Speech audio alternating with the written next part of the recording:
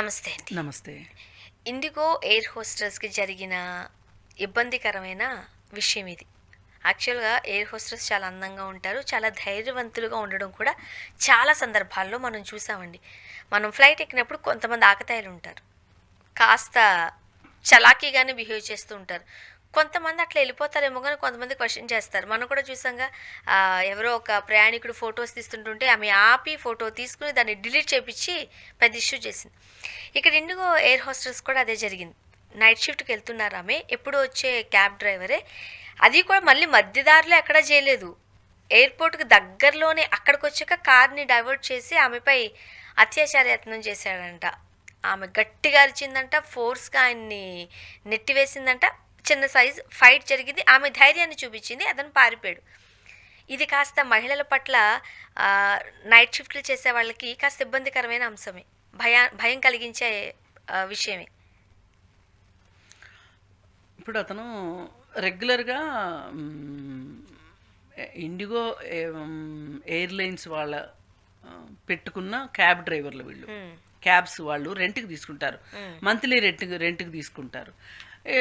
వీడు రెగ్యులర్‌గా చూసుంటాడు. ఏ ప్లేస్ అయితే అనువుగా ఉంటుందో ఆలోచించాడు. ముందుగానే చూసుకున్నారు. రెగ్యులర్ రూట్ కదా అది. ఆ! ఇప్పుడు ఎయిర్‌పోర్ట్‌కి వెళ్ళేటప్పుడు అప్ ఎక్కిన తర్వాత ఫస్ట్ రోటరీ వచ్చే దగ్గర ఆ లెఫ్ట్ సైడ్ అంతా చెట్లుంటాయి బాగా. అవును. అలా అంటే ఇతను ఏం చేశాడంటే క్యాబ్ని కొంచెం దారి మళ్ళించి దీనికి తీసుకెళ్ళి ఉంటాడు. ఆ నిర్మానుష్యంగా ఉన్న ప్రాంతానికి తీసుకెళ్ళాడు. ఇప్పుడు ఈవిడేంటి రోజు రెగ్యులర్గా వెళ్ళే ప్లేసే కదా అని కళ్ళు మూసుకోవడము, అవును. లేదు పాటలు వినటము, లేదు ఫోన్ చూసుకోవటమో చేస్తే ఈలోపు వీళ్ళు అంటే వీళ్ళు గమనిస్తారు కూడా. ఇప్పుడు ఆ మామూలుగా చుట్టూ చూస్తున్న టైంలో ఎందుకు తీసుకెళ్తాడు చెప్పండి. అవును.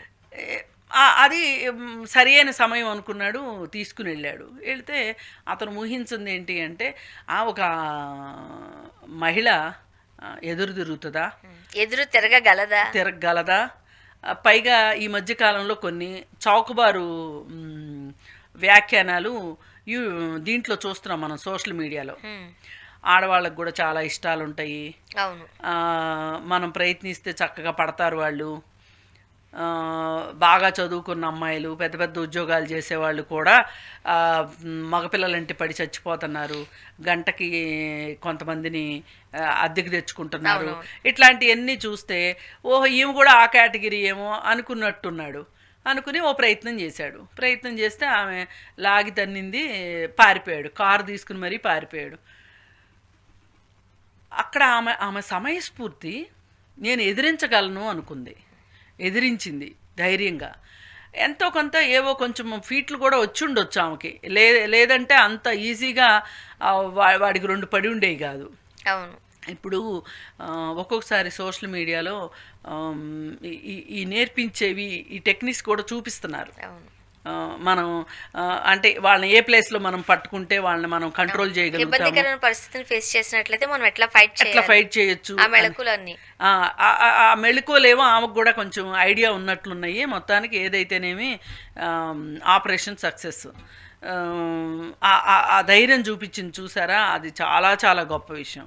సరే అది అయిపోయిన తర్వాత ఆమె అంతటితోటి ఊరుకోకుండా శంషాబాదు ఆర్జీఐ ఎయిర్ పోలీస్ స్టేషన్కి వెళ్ళి కంప్లైంట్ కూడా చేస్తే అప్పుడు ఇతన్ని ట్రేస్ చేసే పనిలో ఉన్నారు. అయితే ఇది ఈ ఘటన జరిగింది అని చెప్పి వాళ్ళు ఎవరైతే ఉన్నారో ఇండిగో ఎయిర్లైన్స్ వాళ్ళు మహిళల భద్రతకు సంబంధించి, అంటే రాత్రిపూట విధులకు వచ్చే మహిళల భద్రత గురించి అత్యవసరమైన మీటింగ్ ఏర్పాటు చేసుకున్నారు అని చెప్పి న్యూస్ వచ్చింది. ఇది ఎలా ఉంటుంది అంటే కొంతమంది ఏమంటారు అంటే భద్రత లేనప్పుడు వీళ్ళు ఎందుకు చేస్తున్నారు ఉద్యోగం, ఎందుకు కావాలని ఆ ఉద్యోగాలని ఆఫ్ చేసుకుంటున్నారు, ఇలా రకరకాలుగా మాట్లాడతారు. ఆ మధ్య అసలు ఒకసారి నైట్ డ్యూటీలు, ఆడవాళ్ళకి నైట్ డ్యూటీలు ఎందుకులే అని కొన్ని కంపెనీలు నైట్ డ్యూటీలు తీసేసినాయి. కానీ నా వ్యక్తిగత అభిప్రాయం కావచ్చు, లేకపోతే నేను పనిచేసే సంఘాల అభిప్రాయం కావచ్చు, ఒకటి ఏంటి అంటే వీళ్ళు భద్రతనివ్వాల్సి వస్తుంది అనే ఉద్దేశంతో, ఏదో ఆడవాళ్ళ మీద ప్రేమతో కాదు, ఈ భద్రత మా బాధ్యత కాదు అనుకున్నారు కాబట్టే వాళ్ళు ఆ నిర్ణయం తీసుకున్నారు. కానీ నిజానికి ఒక ఉద్యోగి ఎవరైనా సరే ఆఫీస్కి బయలుదేరిన దగ్గర నుంచి మళ్ళీ ఆఫీస్లో వర్క్ చేసుకొని ఇంటికెళ్ళి ఇంటి గుమ్మం లోపలికి వెళ్ళే వరకు కూడా ఈ మధ్య సమయం మొత్తాన్ని విధి నిర్వహణలో సమయంగానే భావించాలి, లెక్క కడతారు. అందుకని మరి అలాంటప్పుడు ఈమె ఇంటి ముందు కారు ఎక్కింది అనుకోండి, ఆఫీసులో దిగే వరకు, మళ్ళీ ఆఫీస్ దగ్గర కారు ఎక్కి ఆమె ఇంటికి వచ్చేంత వరకు ఈ మధ్యలో కాలం ఏదైతే ఉంటుందో ఈ కాలం మొత్తాన్ని ఈమె రక్షణ బాధ్యత మొత్తం ఆమె ఉద్యోగులదే, ఉద్యోగం చేసే సంస్థదే ఆ బాధ్యత. కానీ మీరు అన్నట్టు ఇది నిజమే. కొన్ని సంస్థలు ఆ టైంలో కొన్ని ఇష్యూస్ నడిచినప్పుడు ఆడవాళ్ళకి నైట్ షిఫ్ట్ లేడు మానేశారు. కొన్ని సంస్థలు అయితే మాత్రం సెక్యూరిటీని ఇచ్చి మరీ పంపించి ఇప్పుడు ఇట్లాంటి వార్త వినగానే ఏమంటారంటే, అందుకే చెప్పేది ఆడవాళ్ళని ఇంట్లోంచి ఎందుకు, ఇల్లే సేఫ్టీ, మీరు బయటికి వెళ్ళొద్దు అని చెప్పేది ఇందుకే, రాత్రి డ్యూటీలు ఎందుకు, ఇవన్నీ మాట్లాడతారు. కానీ ఎవరి వల్ల వీళ్ళ భద్రతకి భంగం వాటిల్లుతుంది అనేది ఎవరూ ఆలోచించరు. కానీ మరి వాళ్ళు ఉద్యోగం చెయ్యటము అనేది అది వాళ్ళ వ్యక్తిగతమైన ఎంపిక. కానీ వాళ్ళకి రక్షణ కల్పించాల్సిన బాధ్యత మట్టుకు ప్రభుత్వాన్ని, ఆ పనిచేసే సంస్థది. ఇంకా మరీ దారుణంగా ఎయిర్ హోస్టెస్ అంటే వాళ్ళ డ్రెస్సింగ్ దగ్గర మాట్లాడతారు. ఇప్పుడు ఎక్కడ వేసుకుంటున్నారండి ఆ డ్రెస్సింగ్? ఇప్పుడు చాలా మార్పులు వచ్చేసినాయి. ఇప్పుడు వీడికి కూడా ఆమె ఎయిర్ హోస్టెస్ కాబట్టే చాలా, ఇప్పుడు అదే చెప్తున్నా, బయటకు వచ్చిన మహిళ అంటే గౌరవం ఉండదు. ఒకప్పుడు అసలు గౌరవం ఉండేది కాదు. మేము ఉద్యోగం చేసే అమ్మాయిని పెళ్లి చేసుకోము అని మాట్లాడేవాళ్ళు ఒకప్పుడు. ఇప్పుడు ఉద్యోగం చేసే అమ్మాయి అయినా పర్వాలేదు చేసుకుంటాము, కానీ కొంచెం నాకు కొంచెం రిపోర్ట్ ఇవ్వాలి, ఎక్కడికి వెళ్తున్నాను, ఎప్పుడు వస్తాను అనేది రిపోర్ట్ ఇవ్వాలి అని అనేవాళ్ళు. కొంతమంది పూర్తిగా ఆమె సర్వస్వతంత్రురాలు, నా భార్య అయినంత మాత్రాన నేను కట్టడి చేయాల్సిన అవసరం లేదు అనుకుని భావించే మహానుభావులు కూడా ఉన్నారు, మంచివాళ్ళు. ఇప్పటికీ 9 to 5 కానీ 10 to 6 కానీ జాబ్ చేసే వాళ్ళని ప్రిఫర్ చేస్తూ ఉన్న సందర్భాలు కూడా ఉన్నాయి. సరే, ఏదేమైనా అవి వ్యక్తిగత ఎంపికలు అనుకోండి. కానీ నువ్వు పెళ్లి చేసుకోవాలనుకుంటే నీకు ఆ ఎంపిక ఉంటే నీ దగ్గర వరకు అట్టి పెట్టుకో. కానీ బయటకు వచ్చిన మహిళల్ని ఎలా పడితే అలా మాట్లాడే హక్కు అయితే నీకు లేదు. ఇవన్నీ సమాజం మారుతున్న కొద్దీ నేర్చుకునే లక్షణాలు ఇవన్నీ. అంటే ఒక ఇబ్బందికరమైన పరిస్థితి వచ్చింది అంటే దానికి కారణం మగోడు కదండి.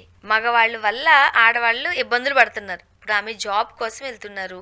మీరు ఇంతకు ముందు చెప్పినట్టుగా రోజు వచ్చే డ్రైవరే, మన ఆఫీస్ క్యాబ్ అది, ఇంకంతగా సెక్యూరిటీ ఏం కావాలనుకుంటాం, అది మరిచి ఉంటాం. ఎందుకంటే వెళ్ళామంటే వెళ్ళిన దగ్గర నుంచి కనీసం 8, 9, 10 గంటలు ఆకాశంలో ఉండాల్సిన పరిస్థితే. అలసిపోతారు. సరే, చాలా సందర్భాల్లో వెళ్ళగానే పడుకునే వాళ్ళు కూడా ఉంటారు. ఆ 1 hour రెస్ట్ తీసుకుందాం అనుకుంటారు.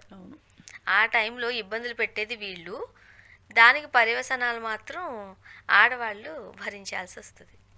ఇప్పుడు పేరెంట్స్ కూడా భయమే కదా, నైట్ టైము ఉద్యోగాలకి పంపించాలంటే. కానీ చెయ్యక తప్పదు కదా. నేను నైట్ డ్యూటీ చేయను, నేను ఈ డ్యూటీ చేయను, ఆ డ్యూటీ చేయను అంటే అమ్మ ఇంట్లోనే ఉండు అంటారు.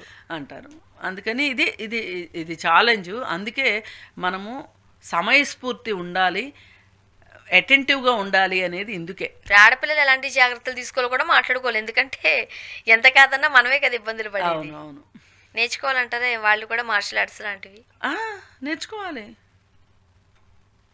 10 మంది వచ్చారనుకోండి, వీళ్ళకి ఎంత మార్షల్ ఆర్ట్స్ వస్తున్నాయి ఏమవుతుంది? కాకపోతే ఎప్పుడైనా ఉపయోగపడుతుంది. మనకు ఒక ఆత్మవిశ్వాసం ఉంటుంది. ఇప్పుడు ఆమెకి ఆత్మవిశ్వాసం ఉన్నది కాబట్టి ఎదిరించగలిగింది. లేకపోతే పానిక్ అయిపోతే కదా, అది అంటే ఊహించని పరిణామం అది. అవును, షాక్లోకి వెళ్ళిపోతారు. నిజంగా ధైర్యం అంటే ఆ టైంకి ఒక బలం ఉన్నా ప్రయోగించలేరు. అవును, టెన్షన్ పడిపోతారు. కాస్త భయంకరమే. అండ్ ఇంకొకసారి ఆడపిల్లలు ఏదైనా యాజమాన్యాలు ఇంకొంచెం ఆలోచించాల్సిన అవసరం ఉంది. Thank you. కొంచెం భద్రతా చర్యల గురించి. Thank you.